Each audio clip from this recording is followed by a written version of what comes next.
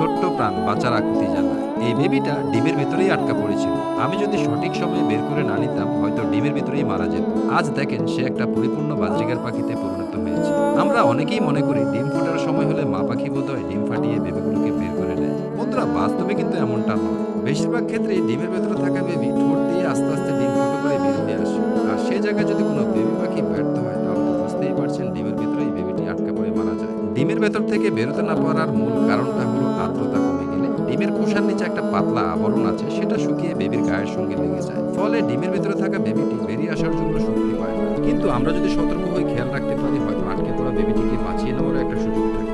এখন প্রশ্ন থেকে যায় ডিমের ভিতরে বেবি আটকা পড়েছে সেটা কিভাবে বুঝবো?